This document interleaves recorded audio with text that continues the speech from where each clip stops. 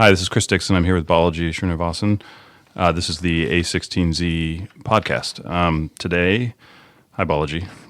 Hi. We are going to, we have a list of topics. However, one of the topics is Bitcoin, and knowing you and me, we should probably just talk about that since that's all we ever talk about. That sounds good to me. Okay. So what do you think, so I'm looking at my list here. Now that Mount Gox is settled, what's your sort of assessment of the current state of the Bitcoin world? I think that'll be viewed as a historical speed bump. Really, I think that Bitcoin is an international phenomenon, and the momentum behind it is just so strong. What do you see as the key drivers of the momentum? So, for example, like right now, one metric that we're tracking, right, is the number of users of Bitcoin, right? And if you look at blockchain.info, it's got charts of the number of people who are using wallets. Coinbase has disclosed some numbers. Probably the number of worldwide users of Bitcoin is on the order of like 3 million-ish, maybe 5 million. And so it's still very early days, right? Ultimately, you're going to get to 10 million, then 100 million, then maybe a billion Bitcoin users. And so you've got like room for 1,000x growth left. So it's still very early days in this space. What would you say to people, though, who say, yeah, the 3 million geeks using it, how are you going to get 100 million normal people using it? That's well, because to quote Chris Dixon, the things that geeks are doing today, everyone will be doing in 10 years. If we recall, back in 2000, there weren't that many people who had mobile phones. But what do you think the driver will be? Will it be payments? Will it be store of value in countries that have unstable currencies? Absolutely. So I think that so the Goldman Sachs report that came out about a few days ago, I think is a really good illustration of what at least one of the first major applications is going to be. So while the report had people who were skeptical about Bitcoin and had people who were positive on Bitcoin, the graphs were pretty interesting. And one of the graphs showed that there's an opportunity for $210 billion with a B in savings for payments going through Bitcoin in the space of retail, e-commerce, and remittances. And so that's a large number. And so that's the kind of thing where, hundreds of billions of dollars as first application is pretty good. So payments, I think, and just reducing credit card payments is one definitely major application for the next few years. But and so what and what do you think we need as a community? We need to be building to get there. So, for example, one thing Mt. Gox would point to is better compliance / security for sort of custodial services for Bitcoin, better exchanges. Like what would you? Yeah. So I definitely think there's going to have to be like a U.S. exchange at some point that is, regulated and so on and so forth.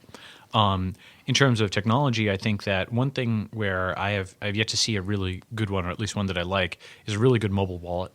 I think that's a very important component. Well, that's because Apple bans them. Exactly, that's right. So you're not going to get them on iOS. And I actually think Coinbase is an awesome mobile wallet. I have it, but you had to have gotten it before they banned all Bitcoin apps. Exactly, that's right. So this is actually one of the things I think that is going to actually lead to it's a killer app, right?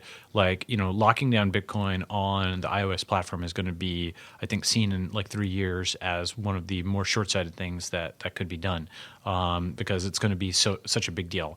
And so it's the kind of thing that could push people off of the iOS platform and towards other things, I think, because it's being banned.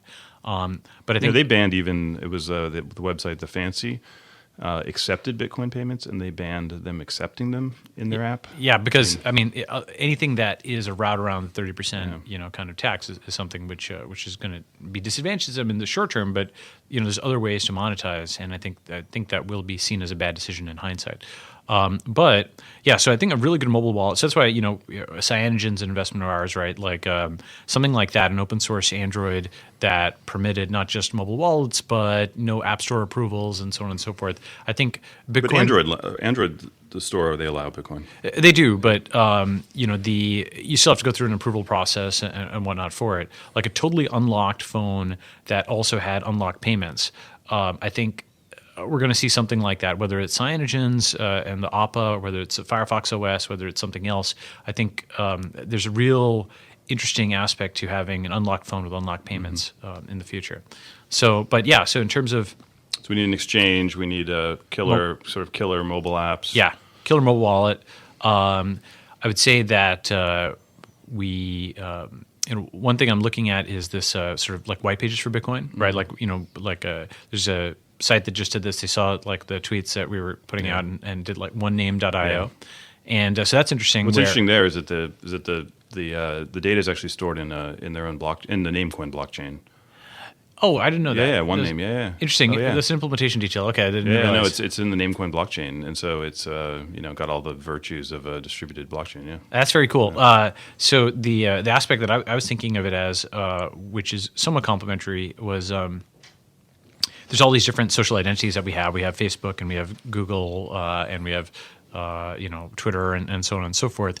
And each of these, one thesis is that each of these is going to have so you've got one person, and they spread out into K identities across social platforms. Then each identity, one thesis is that they each spread out into N wallets, and each of these wallets, basically within these systems, it performs like a different function. So, for example, on Twitter, you'd have some wallets, and they'd be used for tipping people. On Facebook, you'd have some wallets and be used for paying friends, like a Facebook PayPal with Bitcoin. With Google, your wallets linked to your Google account would be used to pay your Google storage, or maybe to send money to people in Gmail, and so on and so forth. And so this concept of taking all of your social identity layers and social auths and linking them to corresponding Bitcoin wallets would also be interesting, because then you could just type in on a web widget, find your friend's name, and it would autocomplete with their Google or Facebook or Twitter or whatever profile that you could enter, and you could send them money via BTC, and you never have to see that alphanumeric string, which is not memorable, for their Bitcoin wallet. And you wouldn't even necessarily need to see their Bitcoin wallet, because the service would abstract that away for you and just pay the person, right? So I think some service like that, like a white pages for Bitcoin, is going to be important to make it more accessible to normal people and integrate it with existing social services and bootstrap from that. It also makes it more viral. Bitcoin is inherently viral, like PayPal, like email, like Skype, like Facebook, because when you send Bitcoin to somebody else, you're telling them, download the Bitcoin client, right, to accept Bitcoin. Just like you say, download Skype to do a Skype messaging thing. Let's talk about the AppCoin concept. Yeah. So Naval had, which I think you sort of helped him or co-authored with him, this very interesting blog post, which I think still, like even in the tech community, is this stuff that we were talking about is seen as fringe. I predict that will be seen as a prophetic blog post in 5 years, because one thing we've seen as VCs is a lot of people come into us. So I think of Urbit, Ripple, people coming in with new business models where it's basically open source software / services where the monetization happens through some scarce namespace. So Urbit has sort of a URL like schema. Ripple has their own currency. I think this would apply to Namecoin, for example. If it caught on as an identity system, the currency would go up in value. So it potentially is a new business model on the scale of, which could lead to innovation on the scale of sort of open source software. So so I think that's actually it's going to be very interesting on a few different levels. One thing I want to just do is just for the benefit of the audience is distinguish and say Bitcoin apps versus app coins. So there's Bitcoin itself, there is the protocol for sending BTC back and forth, and the blockchain and so on. Then there's apps that are built on top of the current blockchain and current mining and so on. So, for example, proofofexistence.com, which uses the blockchain as a notary public, or some of the tipping apps and so on and so forth. Those are apps that are Bitcoin apps that are using the Bitcoin blockchain.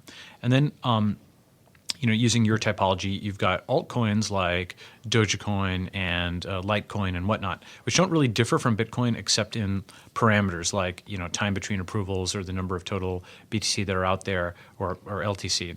Dogecoin does differ in the sense that it's got an infinite amount of Dogecoin, so it's like meant to be less stressed than Bitcoin, but they don't fundamentally differ from it. But the fourth category, so you've got Bitcoin itself, you've got Bitcoin apps, you've got altcoins, and the fourth category of app coins, I think is distinct from Bitcoin apps because A, they're using a separate blockchain, and B, they're implementing a function. So, for example, Namecoin is implementing a function of basically a distributed DNS. And the reason I think app coins are so interesting is that they are a totally new way to do funding, monetization, and exit. That is to say, you can, in theory, have an open source project that is funded by these coins that are being pre-mined, and how would people actually run them, or run this open source project? Let's say you've got a server instance, like a distributed Google, a distributed Facebook. Anybody who runs that server instance, in order to access it, you have to pay them a small amount of these diaspora coins, for example, if it's a distributed Facebook. And so it becomes more valuable as more people are running this software, and using coins would be a way that it's like not just buying equity in the company, it's also a way to use the services of that company, right? So the reason this is interesting, there's a lot of different angles on this. That's just one angle on how you could use app coins. The reason this is interesting is to relate to something else you posted on recently. It's related to this concept of the full stack startup, but it's like the full stack VC. We'd actually control exits as well as incorporation. We wouldn't have to do an exit on Wall Street necessarily. You would be liquid permanently through the mechanism of the app coin.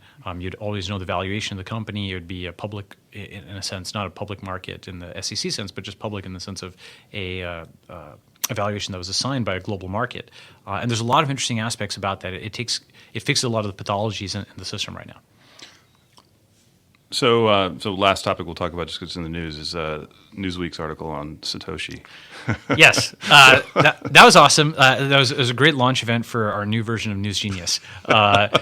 Basically, as readers may know, it was just it's funny, if that Newsweek article had appeared on Reddit, it would have been considered like a third tier Satoshi theory. Yeah, but somehow you stamp the word Newsweek on top, and the exact same sort of base of evidence becomes something that people actually. I thought the whole thing was comical. It was ludicrous, I think, from the beginning, because basically anybody who had a familiarity with what Satoshi had done in his writing and his code and so on.